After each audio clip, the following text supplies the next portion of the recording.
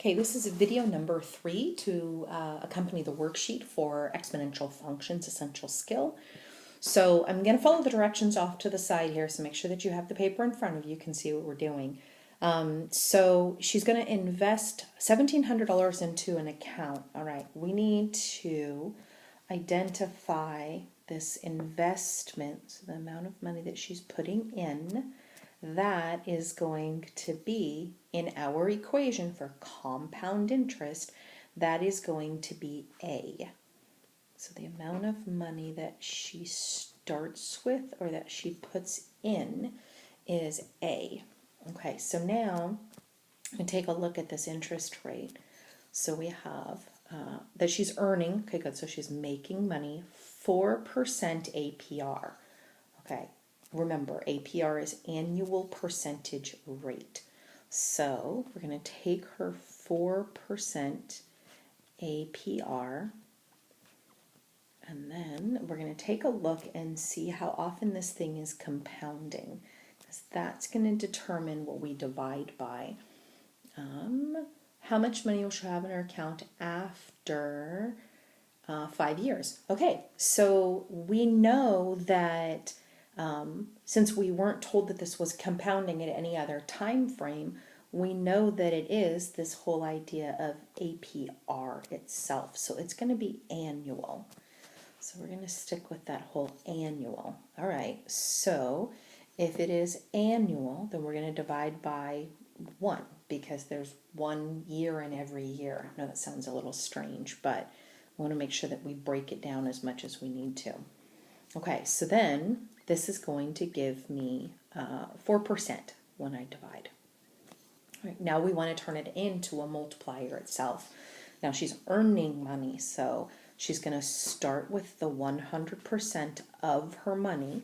Then she's going to get 4% on top of that. So that's going to give us 104%. All right, we're going to turn it into a decimal. So this is 1.04. This is our multiplier in the equation. That's going to be B. Now from here, we can go ahead and pull the information together. So we have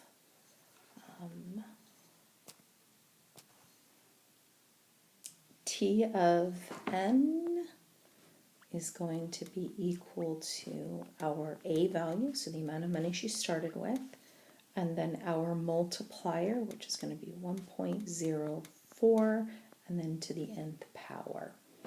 Now, we do need to figure out what the n is going to be. However, going back to the question, so if I go back and I look at what I did just a minute ago, I know that since I divided by 1 here on the bottom, that this is going to be annual, so it's 1 year per year. So at this point, I don't have to change my time frame of n since it is yearly. And now I need to figure out how much money she has in 5 years. So in 5 years,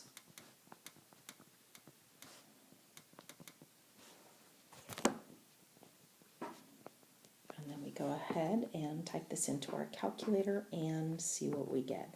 Now I know it's definitely going to be bigger than 1,700 because she's making money off of this. Just kind of nice. So if I write down everything that I get, 2068.309934. Okay, now this goes back to what I had talked about in the other video. So make sure that you watch all of the lessons on these first for the notes before going straight to this. At no point in time is a bank going to round up for you to give you more money. It just doesn't happen. So what we're going to do is we're going to take a look at the first 2 decimal places here, and I'm going to chop off everything after that. So immediately after that one, I am going to erase those guys. Okay, so it looks like that's how much money that Karina's going to have. All right, let's do the next one. Okay, so now, same idea, except now we're going to be compounding at a different time frame, so we'll have to do a little bit of extra work. All right, so first thing I want to do is figure out how much money Charlie started with. So it looks like he's investing 3,000. All right, so then that means 3,000 is going to be the initial value. So A is equal to 3,000. Okay, now let's take a look at the rest of what's happening with his money. Hopefully it's growing, which I believe it is. It's earning 4.1% APR. Okay, so right now that 4.1% is an annual rate. So we've got 4.1% APR. Okay, next thing I want to do is figure out how often this thing is compounding. It says that it's compounding monthly. Now I'm going to come back to that monthly again later when I figure out my time frame. But just looking at my percent right now, if this is an annual rate, I want to turn it into a monthly rate. So I need to take my January through December chunk and break it out into even pieces per month. So I'm going to divide this by 12. Okay. Once I divide that by 12, I do 4.1 divided by 12 in my calculator, I'm going to get 0.3416.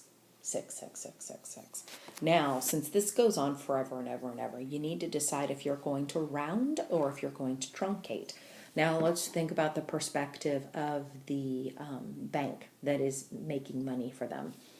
If I had to guess, I don't think that they would round. I think that they would truncate. So we're going to use the 0.341. All right, so now, remember, this is still a percent. That hasn't changed. But Charlie's making money, so we're going to add 100% to this. So it's his original investment plus the additional 0.341% that he is going to be getting. So that's 100.341%. Okay, let's turn this guy into a decimal. 0.00341. Okay, that is my multiplier. All right, now I need to figure out what my time frame is going to be here. So I've got one more thing that I need to look at, and that is it's going to be 5 years, but I'm not going to use 5 as my exponent here because this is going to be monthly. So if I have 5 years, well, that's going to be 5 times, there's 12 months per year. So if I multiply these guys together, that's going to give me 60 months. That is going to be my n exponent. Okay, now we can pull it all together. So let's do t of n, so write our generic equation first, is equal to the amount of money that Charlie started with, which is 3,000, the multiplier, which is 1.00341 to the nth power. Okay, now we can figure out in 5 years, which is really 60 months. So if the multiplier is in terms of months, which it is, then your time frame also needs to be in terms of months. So you just want to make sure that your time frames match. Okay, so if we type this into our calculator,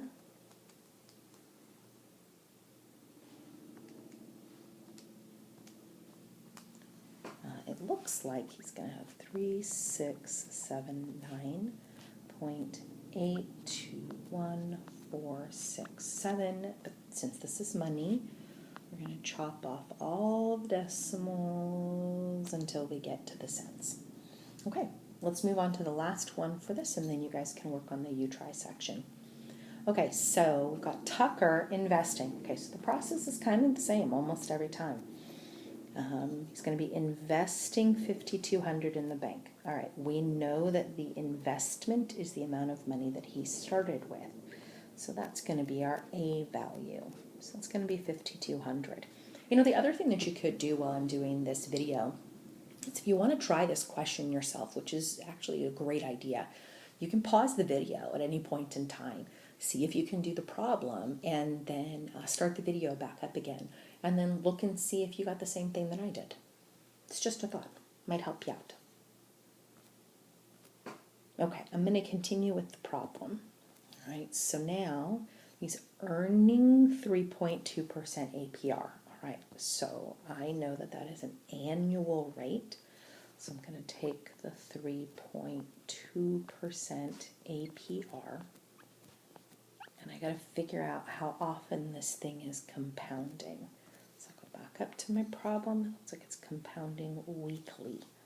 All right, so I think about, well, how many weeks are in a year? So I'm going to take this annual and I'm going to split it evenly to all of the weeks. There are 52. So if I type this into my calculator, I'll get 3.2 divided by 52. Gives me 0.061. I'm not even going to look at the next number because I know they're going to truncate this. So this is a percent. Okay, this is the percent increase. So made money. So I'm going to add it to the 100%. The reason why we add it to 100% is because based off of your investment, if you're earning money or losing money, doesn't matter how you look at it, you start with 100% of the value of the money in the beginning. So 100% of whatever you put in. It's from there that we wonder, okay, do I add or do I subtract depending on whether I'm going up or down here. Okay, so then if I add these two together, and the last thing I need to do to get B is just move the decimal point over to the left 2 spots. Okay, there's my B. All right, now we need to continue on with the time frame. So 6 years. All right, but my multiplier is not in years anymore. My multiplier is in weeks. So I'm going to take my 6 years. I'm going to have 6, and then each year has 52 weeks. So I'm going to multiply those guys together, and that'll give me my time frame of 312 total weeks, which means there's 312 times for my money to make money, basically. So there's my n. Okay, now we can write the equation. So I'll do T of n is equal to the amount of money that Tucker started with, 5,200, and then the multiplier that we found that was in terms of weeks. And now we can do the time frame in weeks. All right, so we got 312 weeks.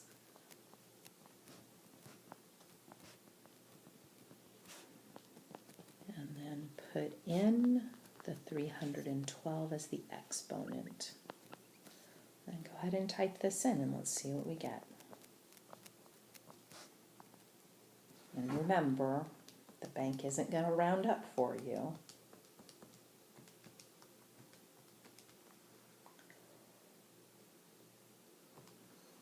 Okay, looks like we've got 6289.74. Not even going to look at the decimal places after that. Okay, now work on the you try section.